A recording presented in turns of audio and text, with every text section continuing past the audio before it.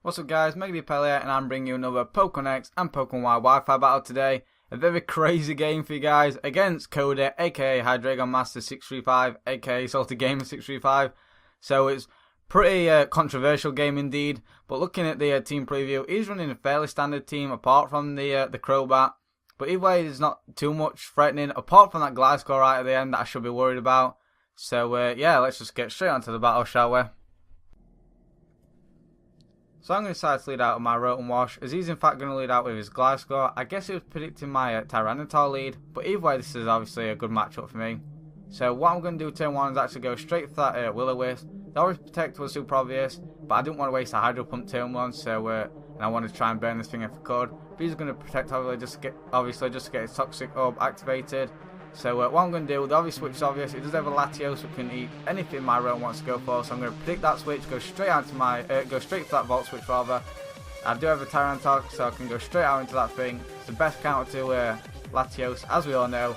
And looking at the situation, I believe going for the Pursuit would be more beneficial than me actually going for the Stealth Rock predicting the switch. Because this Latios is a huge threat, outspeeds a whole lot of my guys. And it does have, in fact have a Galvantula on his team. So if it does decide to set up with that Sticky Web and I get my rocks, I'm going to be forced to obviously defog away my rocks.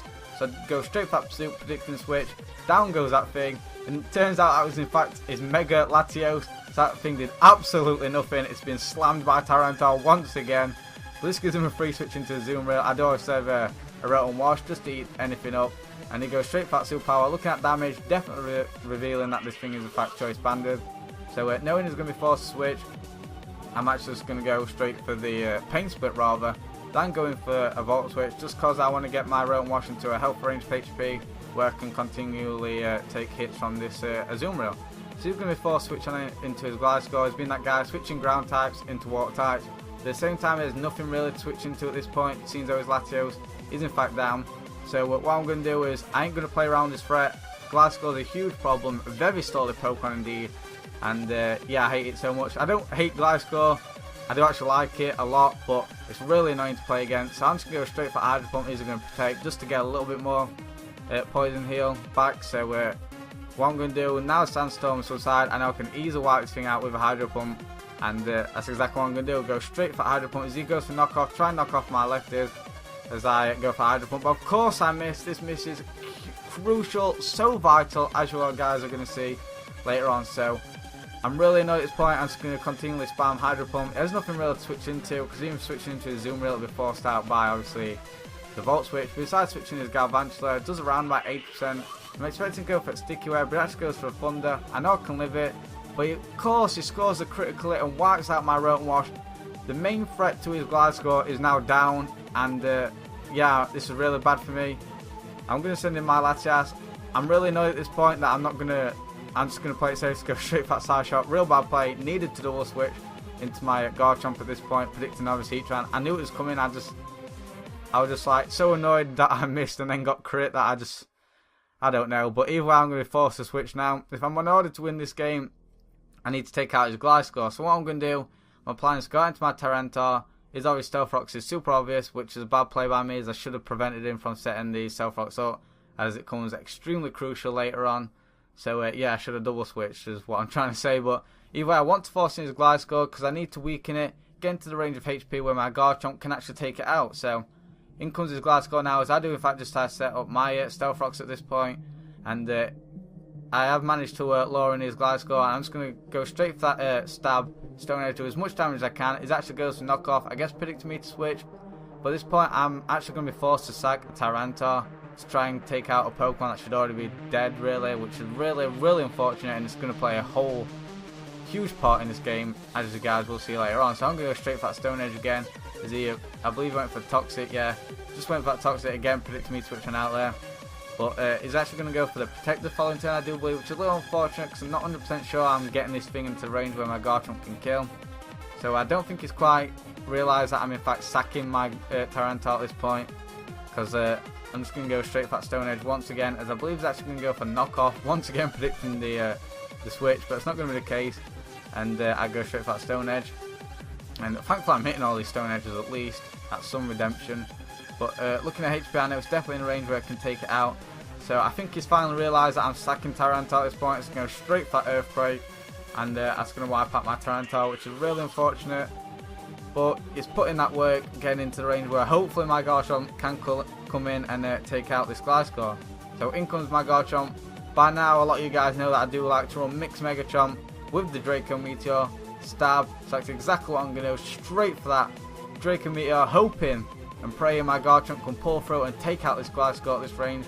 So that's exactly what I do, drop the Draco, and it can clutch Garchomp pull through and wipe out Gliscor. Yes, you can. Garchomp putting in that work once again, pulling through like a boss, and down goes the Gliscor, giving him a free switch into his Azumarill. At this point, I don't have my Rotom, seems to have died to a crit.